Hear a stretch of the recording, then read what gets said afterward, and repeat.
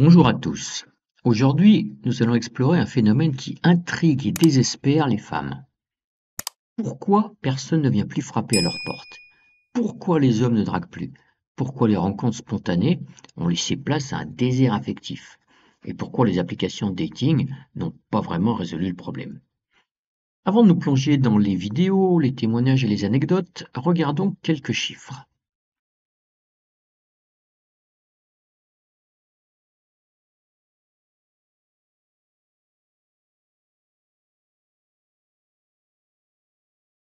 Ces statistiques posent le décor.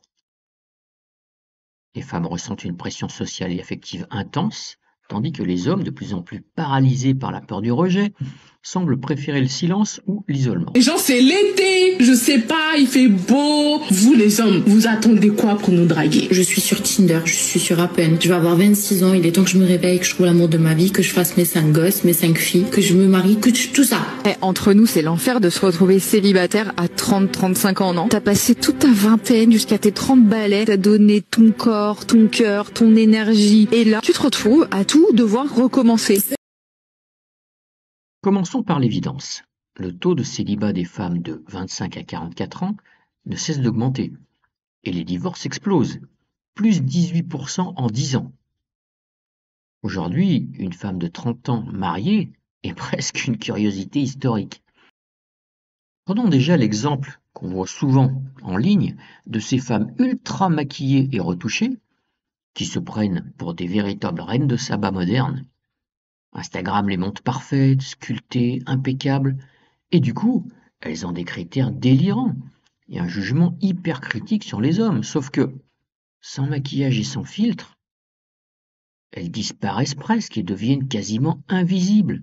Et ce contraste crée une confusion et une certaine paralysie chez les hommes qui, naturellement, ne savent plus comment approcher ces femmes qui sont en plein déni de réalité. So I want to talk about why men of this generation are scared of women. And I think it has to do with a bunch of reasons, and I'm going to go into it. But number one, dating apps has made it so that men do not have to risk anything to go on a date with women.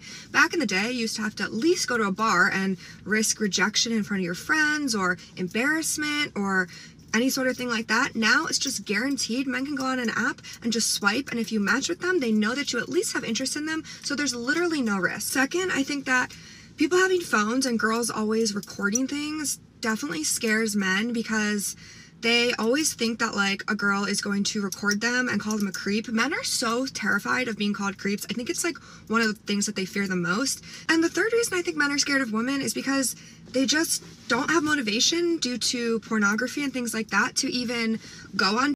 Le problème principal, les hommes ont peur. Peur du rejet, peur d'être mal jugés, peur d'être filmés, peur d'être accusés de harcèlement. Et, paradoxalement, les femmes, elles, continuent à attendre que quelqu'un fasse le premier pas. Le résultat? Un genre d'effet Doppler amoureux. Plus les femmes s'impatientent, plus les hommes se planquent. Sur Reddit ou sur X, les témoignages foisonnent. Des mecs disent « Je souris une fille, elle me traite d'obsédé. Je lui dis bonjour, elle appelle la sécurité. » Entre ces signaux brouillés et les normes sociales qui se durcissent, beaucoup d'hommes préfèrent arrêter la drague. L'hypergamie féminine est souvent mise en avant pour expliquer la disparition de la drague. Selon un sondage IFOP de 2022, 80% des femmes cherchent un partenaire au même niveau socio-économique ou supérieur. Mais dans la réalité, seulement 14% des hommes diplômés gagnent plus de 3 500 € net. Résultat, un déséquilibre statistique quasi insurmontable entre les attentes et les critères des femmes et la réalité. Je comprends pas pourquoi je trouve pas de mec. Tu détestes qu'un mec t'aborde dans la vraie vie? Oui. Tu trouves ça cringe quand un mec que tu connais pas like ta story Insta? Oui. T'as une liste de red flags énorme dans tes notes? Oui. Tu dis que les apps c'est nul, que les gens sont bizarres, mais tu passes 2 heures par jour à swiper? Oui. Tu les télécharges juste pour te faire l'ego boost? Oui. Tu likes des mecs juste pour passer le temps, mais tu leur parles jamais? Oui. Tu screenshots leur profil et tu l'envoies direct à tes copines juste pour le juger? Oui. T'as une photo de toi à bord de la piscine en maillot, mais tu veux pas matcher avec des mecs qui sont torse nu? Oui. Tu refuses de swiper sur un mec parce qu'il fait 1m79 au lieu d'1m80? Oui. Tu le ghostes parce qu'il a commencé la conversation par « et » au lieu de « salut ». Oui. Tu checkes toujours s'il a au moins 3 potes en commun avec toi, sinon c'est un bolos. Oui. Tu réponds pas à ses messages, mais t'as stalké son LinkedIn, son Insta et le compte de sa mère. Oui. Tu unmatch des mecs juste parce qu'ils ont mis entrepreneur dans leur bio. Oui. Tu dis que tu cherches quelqu'un de drôle, mais tu ghostes les mecs qui font des blagues. Oui. Tu t'énerves quand les mecs te ghostent, mais t'as 27 conversations en attente. Oui. Franchement, je vois pas ce que ça pourrait être. Je comprends pas pourquoi je trouve pas de mec. J'adore son humour, mais il reflète malgré tout l'incohérence d'un nombre croissant de femmes. Une ancienne ou une actuelle actrice, ou tu penses que ça peut être un frein? Je pense que ça peut être un frein, mais après, c'est la façon dont tu l'amènes. Tu sais quel pourcentage de la population en France gagne plus de 5 000 € par mois? Non, je sais pas. 1%. Ok. Retire les hommes que tu trouverais pas attirants, les hommes qui sont pas dans la tranche d'âge qui t'intéresse, les hommes qui sont pas pris, et ça réduit considérablement les options. Et en fait, ces hommes-là, je pense que à choisir, vu qu'ils ont des options, une femme dont le travail est d'avoir des relations avec d'autres personnes et une femme pour qui il aurait peut-être davantage d'attirance et d'estime parce qu'elle a un autre travail qui est moins sulfureux, on va dire, que le tien. Et cette vidéo illustre le sommet de l'absurde. Déjà, cette pauvre femme ne se rend absolument pas compte de la réalité des salaires en France. Statistiquement, un homme qui gagne plus de 5 000 € net représente à peine 1% de la population française. Et franchement, ceux qui atteignent ce revenu recherchent souvent des femmes plus jeunes et avec un métier moins sulfureux.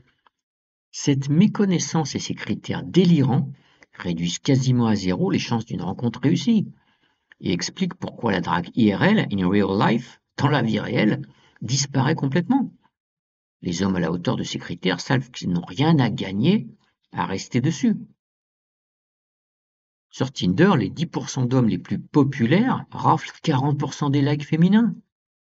Le reste, des hommes normaux, classiques, sont souvent ignorés ou jugés insuffisants, et souvent par des femmes qui elles-mêmes n'ont vraiment rien d'exceptionnel.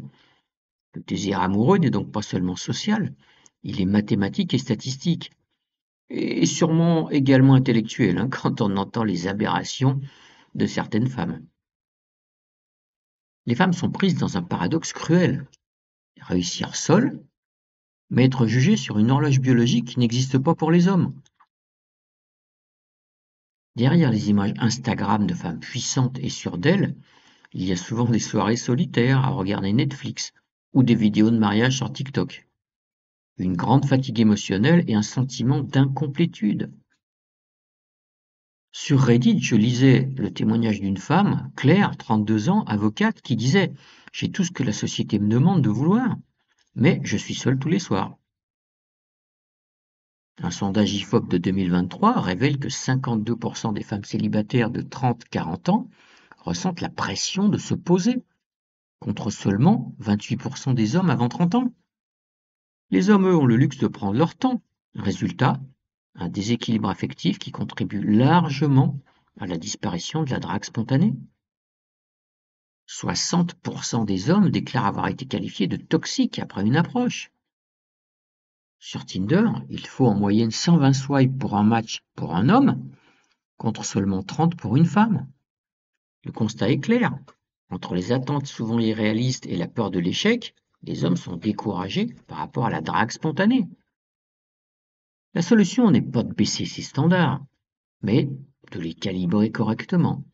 Personnellement, j'ai pas vraiment l'impression d'avoir des critères, à moins que tu considères que vouloir être avec quelqu'un qui ne te manque pas de respect, qui ne t'humilie pas et qui t'est fidèle, ça soit un truc de fou, mais bon, moi je considère que c'est juste le strict minimum. Exiger respect, humour et bienveillance, c'est légitime et tout à fait normal. Vouloir un salaire astronomique, un physique parfait et un talent culinaire hors pair relève un peu de la chimère.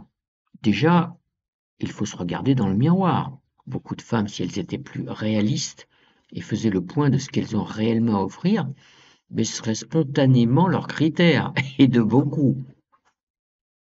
Les femmes doivent comprendre qu'un mec normal, sans Rolex ni diplôme de Harvard, peut être un partenaire fiable et tout à fait épanouissant. Pour vous, messieurs, reprenez confiance. La drague n'est pas une performance, mais un art subtil de l'attention, de l'humour et de l'authenticité.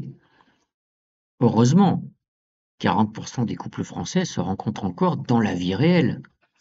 Concerts, marchés, cours de cuisine, etc. Le monde réel n'est pas un désert. Il est juste moins scénarisé que les applis.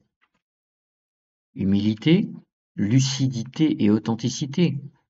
Voici les vraies clés pour reconnecter hommes et femmes, réduire les malentendus et faire renaître la drague spontanée. En 2025, l'amour ressemble vraiment à un champ de ruines. Femme en quête de licorne parfaite, homme terrifié et planqué, et tout le monde swipe dans le vide. Mais derrière le chaos, il reste une évidence. L'amour n'est pas un trophée, c'est une connexion à construire. Un homme gentil n'est pas toujours synonyme d'un homme faible, et cela vaut toujours mieux qu'un fantasme. Et une femme réaliste vaut mieux qu'un idéal inaccessible. Alors messieurs, sortez de vos grottes. Mesdames, regardez vos attentes en face, regardez ce que vous pourriez vraiment apporter à un homme, et après ça, revoyez peut-être un peu vos critères. Et tous, laissez tomber Tinder ou les applis de swipe. Les vraies rencontres sont encore possibles dans la vraie vie.